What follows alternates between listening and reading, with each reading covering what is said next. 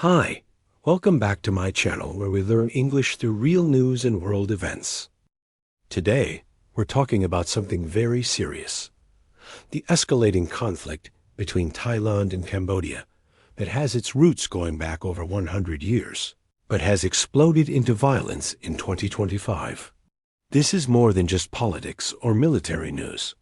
It's a real situation affecting thousands of people, including civilians who are losing their homes and their peace. But to understand what's happening today, we need to go back to 1907 and learn about colonial maps, ancient temples, and international court decisions. Don't worry, I'll explain everything step by step, using clear and simple English, so you can improve your listening skills while understanding what's really happening in the world. Make sure to stay until the end, because I'll also explain some useful vocabulary to help you learn more. 1. The historical route, colonial maps, and ancient temples. Let's start with the real beginning of this story, over 100 years ago. Thailand and Cambodia are two neighboring countries in Southeast Asia. They share a long border, about 800 kilometers. But the problem is that not all parts of this border were clearly agreed upon, and this goes back to colonial times. In 1907, when France controlled Cambodia, French colonial officials conducted a survey and created a topographical map. This map was supposed to follow the natural watershed line. That means the ridge of mountains that separates water flowing in different directions. But here's where the problem started. The French map deviated from this natural watershed principle. Instead of following the mountain ridge, the map placed the ancient Priya Vihar temple, a sacred Hindu temple built over 1,000 years ago within Cambodian territory. Thailand accepted this map at the time, but later argued that the temple should belong to Thailand based on the original watershed principle. This dispute continued for decades. Finally, in 1962, both countries took the case to the International Court of Justice in The Hague, the world's highest court for disputes between nations. The court ruled that Priya Vihar temple belongs to Cambodia. The judges specifically noted that Thailand had previously accepted the French colonial survey maps, so they had to respect that decision. But even after this ruling, tensions continued, especially around other temple areas like Ta Mon Thong, where only 4.6 square kilometers of land remains disputed. These ancient temples aren't just religious sites. They represent national pride, cultural heritage, and sovereignty for both countries. When you understand this history, you can see why border incidents near these temples become so emotional and political. 2. Early warning signs. Now let's fast forward to 2025, when these old tensions exploded into the current crisis. The Anthem incident. The first major sign of trouble came on February 13, 2025. Cambodian tourists visited the disputed Prasat Tamuin Town Temple area and began singing the Cambodian national anthem. Thai soldiers who were guarding the area stopped them from singing. This might seem like a small incident, but it showed how sensitive both sides had become about national symbols in the disputed territory. The fatal clash. Then came the event that started everything. On May 28, 2025, there was a serious incident near the Ta Mon Thong temple area.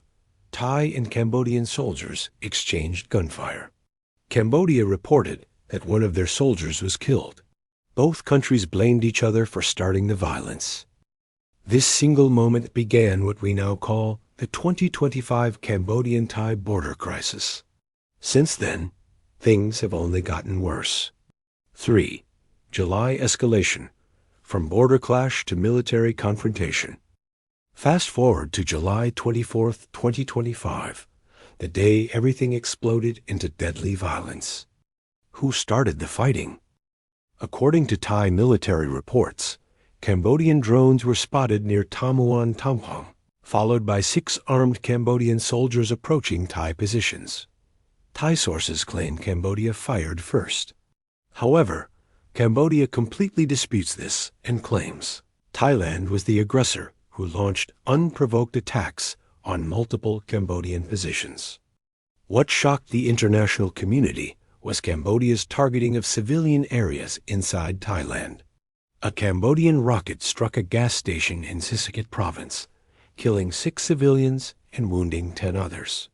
Cambodia also attacked a hospital and residential neighborhoods, violating international humanitarian law that protects civilian facilities. The human cost. Thailand's health ministry reports 12 people killed, 11 civilians, 1 soldier, and 31 injured, including children and babies. Live-stream videos showed terrified families with babies running from their homes and hiding in bunkers as explosions sounded around them. Military response. After these civilian attacks, Thailand deployed F-16 jets to strike military targets inside Cambodia, while Cambodia fired rockets into Thai territory.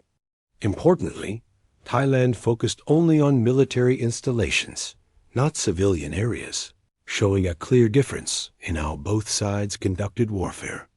The landmine threat. Thailand accused Cambodia of planting landmines on Thai soil, injuring several Thai soldiers, with one losing a leg. Cambodia denies this accusation. More than 40,000 Thai civilians have been evacuated from border areas as both countries deployed thousands of troops to the frontier. More than 40,000 Thai civilians have been evacuated from areas close to the border. The landmine accusations. Thailand has accused Cambodia of planting landmines on Thai soil. Several Thai soldiers were hurt, and one lost a leg. Cambodia denies these accusations, but the situation shows how dangerous the border area has become. 4. The political crisis. Hun Sen phone call scandal. This conflict isn't just military. It has created a major political crisis in Thailand. The leaked phone call. Earlier in July, a private phone conversation was leaked to the public. It was a call between Thai Prime Minister Paetongtarn Shinawatra and former Cambodian Prime Minister Hun Sen, father of current PM Hun Manet. The contents of this call made many Thai citizens extremely angry. Some people believed it showed a secret deal, or that the Thai Prime Minister was too friendly with Cambodia's leadership during a time of national crisis. Government collapse. This scandal led to a political earthquake in Thailand. The Thai Constitutional Court suspended Prime Minister Paetongtarn, and her coalition government collapsed. Now, Thailand is not only facing a military conflict with Cambodia, it's also dealing with leadership uncertainty and political instability at home. This makes it much harder to find a diplomatic solution. 5. Economic warfare and border closures. The conflict has expanded beyond military action into economic warfare. Border controls. Thailand has closed all major border checkpoints under military command. They've put strict restrictions on border crossing. Only essential travel is allowed. This is a big problem because thousands of people cross this border every day for work, trade, and family visits. Economic measures. Cambodia has banned petroleum exports from Thailand, cutting off an important energy supply. Both countries have also cut internet links to each other. Thailand has blocked Cambodian tourists, who represent a significant market for Thai businesses near the border. These economic measures hurt ordinary people on both sides, not just the governments. 6. International response and diplomacy. The international community is very concerned about this escalation. As military tensions escalated, diplomatic relations between the two countries completely collapsed. Thailand took the first step by recalling its ambassador from Cambodia, effectively ending high-level diplomatic communication. Cambodia responded by expelling Thailand's ambassador, sending him back across the border. This diplomatic breakdown means that the two countries have essentially cut off their official channels for peaceful negotiation, making the situation even more dangerous.